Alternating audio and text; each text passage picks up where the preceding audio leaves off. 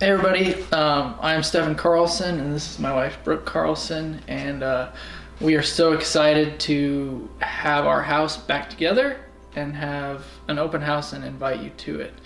But we wanted to kind of give you the background if you haven't met us or didn't know us on what happened and who we are and why we're even thinking about remodeling a house that was devastated by fire. So Brooke's going to tell you a little bit of the story, because I haven't heard your side of the story as far as like what happened in your brain when you like heard about the fire happening. I just know my side of it. So when did you hear about it and what was like your thought process?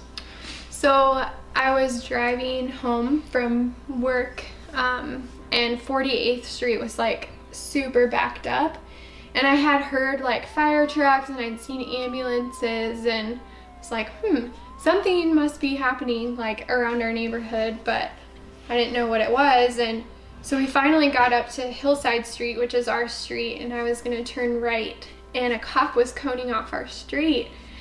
And I just was like, that's really odd. Like, why is there a cop coning off our street? And so I just kind of flagged her down and was like, hey, I live on this street, like, can you tell me what's going on? And she said that there was a really big fire down the street. And I just was like, okay, well, what's the address? And she told me the neighbor's address, but it's like way different than ours. And so I was like, oh, okay, it's like a couple houses down from our house. Like, thank goodness it's not our house. And I just was like, do you know how long it'll take? I have a dog in my house that I need to let out. And she was like, well, it's going to be several hours. You should park around the block and you'll have to walk to your house. So we parked behind Union Bank, which is just on the corner in the parking lot, and started walking towards our house. And I saw all these people lined up on the street where my house, across the street from my house, and smoke coming out. And I just was like, oh my gosh, I think my house is on fire. I think that's my house. When I walked up to our house, our friend Cody was on the phone with you, and he handed me the phone and was like, here, it's Stefan. And the first thing I said to you was, it's our house. And yeah, I just couldn't stop saying like, it's our house. It's our house.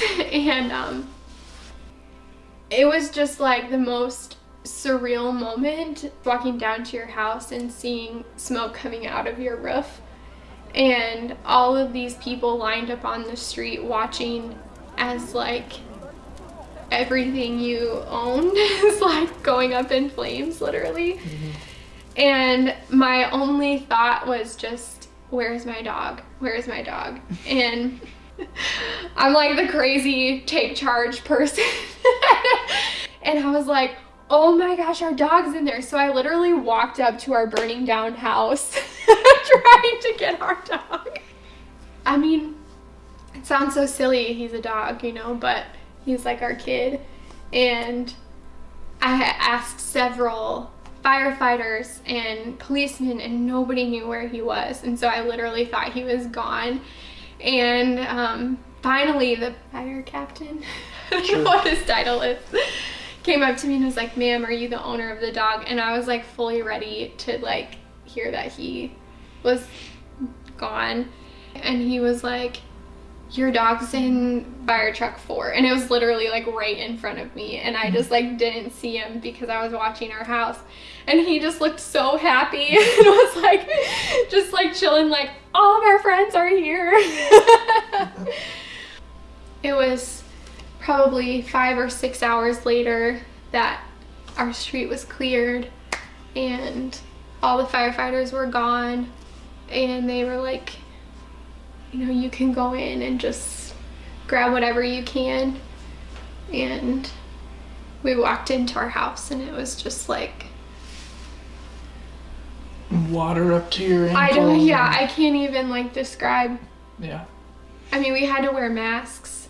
We had to cut a hole in the roof to make sure all the fire was out in the attic, so they stuck hoses in through the roof. And so it was probably midnight before all the firefighters and everything were out there. So it was So me and my dad, my brother, and some friends, we got a tarp and we climbed up on the roof and tarped the roof off and grabbed whatever we thought was quote unquote valuable, and then walked into my grandparents' house with 2 bags in each hand and our dog, and that was our home for now. And then kind of what ensued afterwards was the cause of the fire, and we later found out was just our neighborhood kids were playing in their garage and they somehow caught a gas can on fire and a box of fireworks on fire, and the garage is only 5 feet away from our house, so it ended up falling into our house and starting our house on fire. So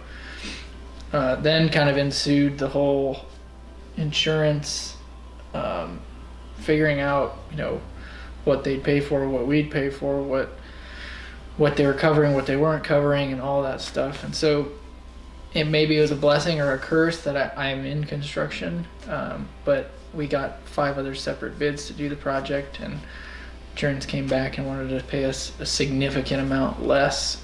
And so it like a joke. It was like, are they kidding? It wasn't just a significant amount. It was like, this has to be a joke. Yeah. So then kind of ensued, we looked at our house and there was kind of the option on the table, like sell it as is, bulldoze it and build a new house, or rebuild it and make it what we want. Which I was in favor of the bulldozer. And so I looked at it and we both have, but we have a very strong tie to historic things. So we went and I said, I can't bring myself to tear down a 1900 home, and I'd love to put the character back into it that it had originally. So we completely redesigned the space. We took out essentially all the load-bearing walls in the house and made it a completely open concept on the main floor, which we're sitting in right now. After all of that, after all the craziness with insurance and craziness with the fire, everything, we are finally able to be back in our house. We're not 100% complete, but we're so excited to just be here and share it with people that we really hope you come out on Saturday and appreciate. And party with us. Yes, appreciate literally every single one of you. Somebody started right after the fire, somebody started a GoFundMe page and gave us way more money than we thought we'd ever get. And then we were able to do that for our friends that were actually living in the basement, and we're planning for their wedding. So it wasn't just us that was affected, it was also them too. So it was really cool to see our community kind of just like literally come to life and people come out of the woodwork. So this is for you guys, this is for the people in our community, and we just want to say thanks. Getting emotional? Yeah. Yeah. The first time in a year and a half. I haven't seen him cry about this in a year and a half. I get more emotional about joy than I do sadness.